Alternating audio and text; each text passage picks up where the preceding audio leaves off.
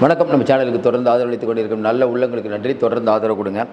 இன்றைக்கி எடப்பாடி பழனிசாமி அவருடைய இன்றைய பேச்சு நம்ம தொடர்ந்து சொல்லிட்டு இருந்தோம். எடப்பாடி பழனிசாமி பிஜேபியோட கூட்டணிக்கு போக மாட்டார், போனால் நம்பகத்தன்மை போயிடும், இந்த அளவுக்கு வந்துட்டாங்கன்னு சொன்னோம்.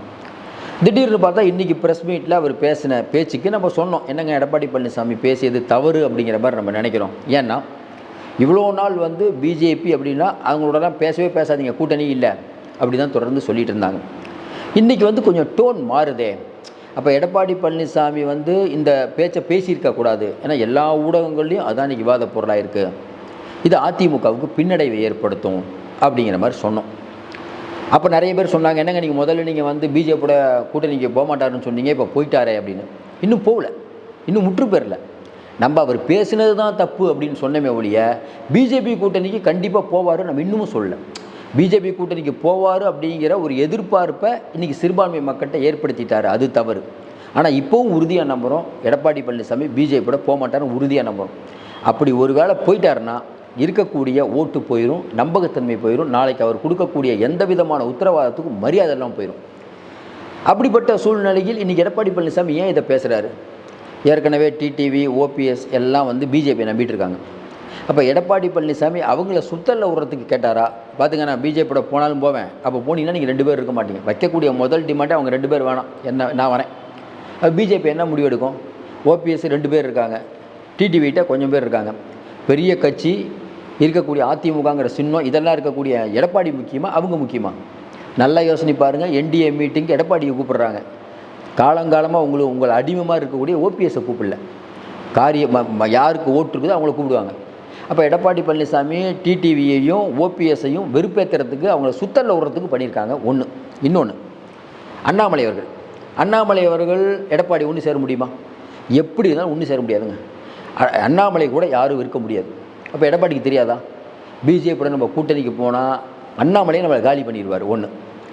ஒருவேளை எடப்பாடி அதிமுக பிஜேபிக்குள்ளே வந்ததுன்னா, கூட்டணிக்கு வந்ததுன்னா அண்ணாமலை எங்கே நிற்கிறாரோ அந்த எடப்பாடியை தோக்கடிப்பார். உண்டா இல்லையா? பங்காளி சண்டை. அப்போ இதெல்லாம் தெரிஞ்சு எடப்பாடி எப்படி இந்த வார்த்தையை சொல்கிறாரு? அப்போ நம்ம என்ன யோசிக்கிறோம்னா, ஏற்கனவே இதற்கு முன்பு ஒரு 2 மாதத்துக்கு முன்னாடி இதே மாதிரி பிரச்சனை வந்தது, ஊடகங்கள் நிறையா செய்தி போட்டாங்க. அப்போ செய்தி போடும்போது அடுத்த நாள் ஜெயக்குமார் சொன்னார், இல்லைங்க அந்த அர்த்தத்தில் சொல்கிறீங்க, எப்போ பார்த்தாலும் பிஜேபின்னு கேட்டுட்டு இருந்தாங்க, அதனால் அதான் சொன்னது, அது பிஜேபியுடன் கூட்டணி வைப்புங்கிறது இல்லவே இல்லை, எங்கள் ஜீன்லேயே இல்லை, இனிமேல் அவங்களோட கூட்டணியே இல்லை, எல்லாரும் சொன்னாங்க. சிவி சண்முகம், முனுசாமி எல்லாம் சொல்கிறாங்க. அப்போ நம்ம ரொம்ப தெளிவாக சொன்னால், இல்லைங்க போக மாட்டாருங்க, பிஜேபி ஜன்னலை திறந்து வைக்கிறோம், கதவை திறந்து வைக்கிறோன்னு சொல்லும் போது கூட எடப்பாடி பழனிசாமி பிஜேபி அலைய விட்டார். அந்த ஒன்றுக்காகவே பிஜேபியை நம்ம எடப்பாடி ஆதரிக்கணும், அவர் கூட சேர்ந்துருந்தால் 2-3 சீட்டு கிடச்சிருக்கொண்டு. அப்போ எடப்பாடி பழனிசாமி இப்படிலாம் வந்த எடப்பாடி பழனிசாமி நாளை மறுநாளோ ஜெயக்குமார் ஒரு அறிக்கை விடலாம், எடப்பாடி சொன்னதெல்லாம் அப்படி தப்பாக புரிஞ்சுக்கிட்டு நிறையா ஊடகங்கள்லாம் சொல்கிறீங்க, அப்படி அவர் சொல்லலை, பிஜேபியுடன் எப்பயும் கூட்டணி இல்லை அப்படின்னு சொல்வதற்கான வாய்ப்பு நிறையா இருக்குது. இப்போவும் நம்ம நம்புகிறோம், அவர் சுத்தலை விடுறதுக்காக இதை பேசியிருக்கலான்னு நம்புகிறோம். இன்னொன்று, ஒவ்வொரு தடவையும் பார்த்தீங்கன்னா பிஜேபியோட சேர்ந்துருவார் அப்படிங்கிற விஷயம் தொடர்ந்து பத்திரிகையில் வருவது அதிமுகவுக்கு நல்லதில்லை. அப்போ அதிமுக அப்படிங்கிற ஒரு கட்சி வெட்டு 1 துண்டு 2 நிறைய தடவை பேசினாலும் இந்த மாதிரி விஷயங்கள் இந்த மாதிரி ப்ரெஸ் மீட்டில் வருது. இனிமேல் அதிமுக அதை கவனம் எடுக்கும்னு நினைக்கிறேன். மற்றபடி நம்ம இந்த விஷயத்தை இப்படி தான் பார்க்குறோம். ஒன்று.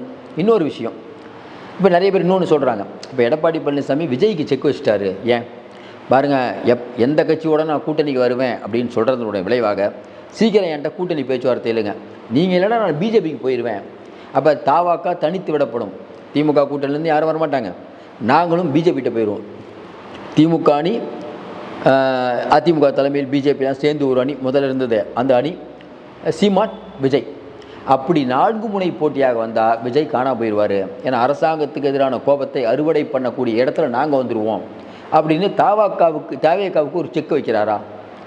ஏகப்பட்ட விஷயங்கள் இதில் புரிஞ்சிருக்காங்க. இன்னொன்று விஷயம், கிளியர் கட்டாக அவங்க சொல்லாத வரை நம்ம எதுவும் முடிவு பண்ண முடியாது. திமுகவுக்கு ஒரு கொண்டாட்டம், ஏன்னா எல்லா ஊடகங்கள்லையும் பார்த்தீங்கன்னா பல்ட்டி எடுத்து நம்மளே போட்டோம்ல, பல்ட்டி எடுத்த எடப்பாடி அவர்களுடைய இந்த அப்படிங்கிறது நாளை மறுநாள் தான் தெரியும். இப்போ நம்ம எல்லாரும் சொல்கிறோம். ஆனால் ஒரு விஷயம் நம்ம இன்னமும் சொல்கிறோம், எடப்பாடி பழனிசாமி ஒருவேளை பிஜேபியுடன் கூட்டணிக்கு போனால் உண்மையிலே அது தற்கொலைக்கான முடிவு தான். ஏன்னா இன்றைக்கி இருக்கக்கூடிய சூழ்நிலையில் நீங்கள் யாரை நம்பிட்டுருங்க? 14% இருக்கக்கூடிய சிறுபான்மை மக்களுக்கு ஒரு நம்பிக்கை கொடுத்தீங்க, பிஜேபியோட போகமாட்டேன்னு. ஜெயலலிதா சொன்னாங்கல்ல, சிறுபான்மை மக்கள்கிட்ட இஸ்லாமியர்கள்ட்ட மன்னிப்பு கேட்குறேன் பிஜேபியோட நான் கூட்டணிக்கு போகிறதுக்குன்னு. அப்படி சொல்லிவிட்டு டக்குன்னு இன்றைக்கி எடப்பாடி பல்ட்டி அடித்தாருன்னா அது அவருக்கு பேக் ஃபயராக தான் ஆகும். எல்லோரும் 1+1 2ங்கிறாங்க. இந்த எலெக்ஷனை பொறுத்த வரைக்கும் பிஜேபி கூட இருந்தால் எடப்பாடிக்கு இழப்பதற்கு அதிகமாக தான் இருக்குது. அந்த தவறை மறுபடியும் சொல்கிறோம், அந்த தவறை பண்ண மாட்டார். மத்தியானம் நம்ம சொன்னது கூட அவர் இந்த மாதிரி சொல்லியிருக்கக்கூடாது. அவர் ஏன் சொன்னாருன்னு தெரில. நாளைக்கு அதற்கான அந்த மறுப்பறிக்கை வரும், நம்ம இப்பவும் நம்புகிறோம்.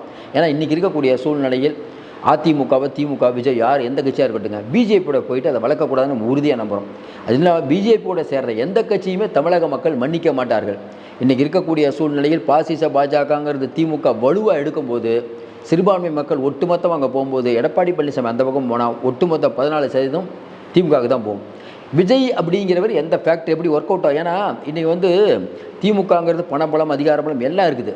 விஜய் அவர்கள் திமுகவை வீழ்த்தக்கூடிய சக்தி இருந்தால் சிறுபான்மை மக்கள் ஓட்டு போடுவாங்க.